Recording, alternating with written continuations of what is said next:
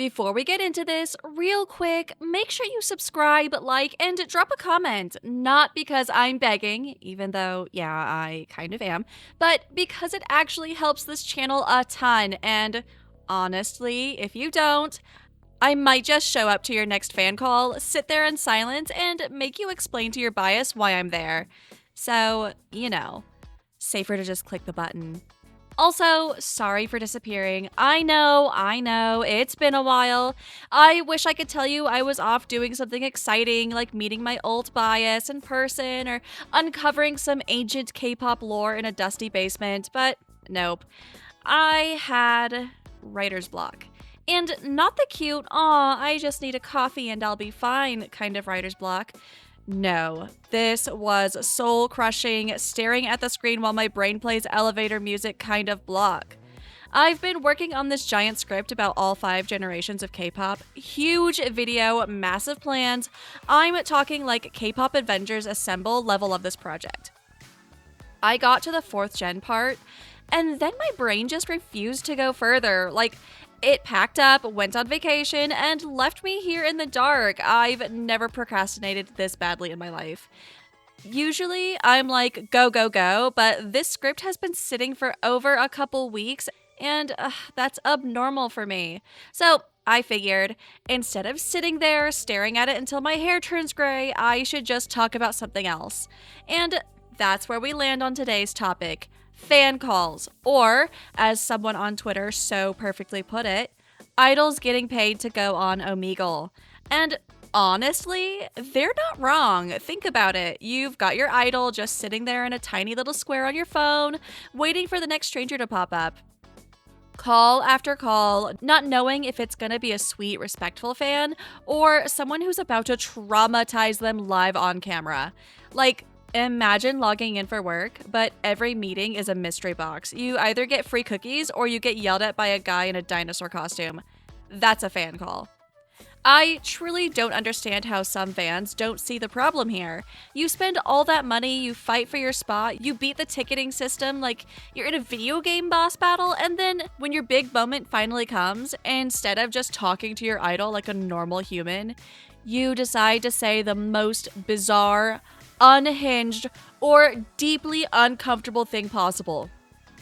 What's the end goal? Is it to make the idol remember you for all the wrong reasons? Oh yeah, you're the person who asked me if I've ever eaten glue. Great legacy, bestie.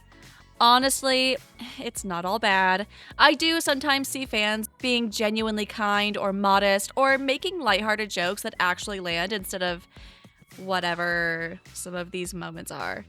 Those are the ones where both the idol and the fan are laughing, the vibe is chill, and you're like, oh, okay, this is actually cute.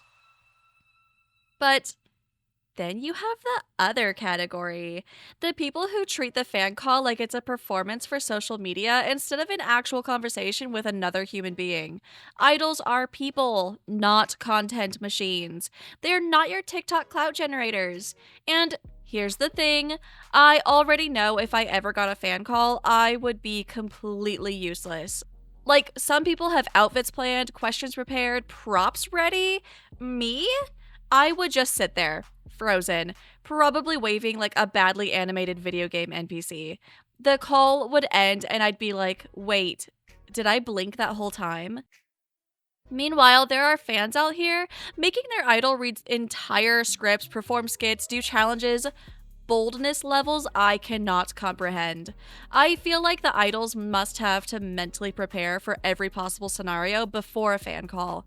They're probably backstage like, okay, remember, the first person might cry, the second might propose, the third will be normal, and the fourth will try to show you their pet ferret wearing a tiny tuxedo. Just keep smiling. Also, can we talk about the pressure of having such a tiny window of time? You get 30 seconds, maybe a minute if you're lucky. That's nothing. If I had 30 seconds with my bias, I'd probably waste the first 10 trying to remember how to speak, the next 10 just staring because, oh my god, they're real, and the last 10 panicking because I didn't say anything. Some of y'all managed to choreograph entire dance routines in that time. Could not be me. And yet, Weirdly, I think part of why fan calls are so chaotic is because people overthink them.